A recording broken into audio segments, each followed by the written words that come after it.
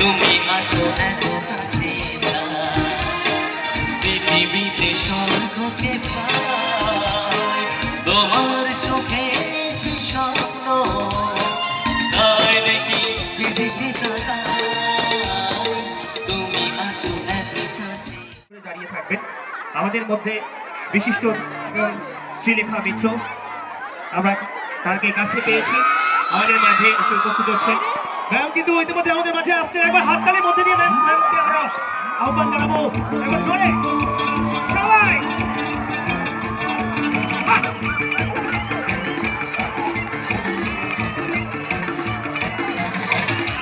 আমাদের মাঝে শ্রীলেখা মিত্র, যিনি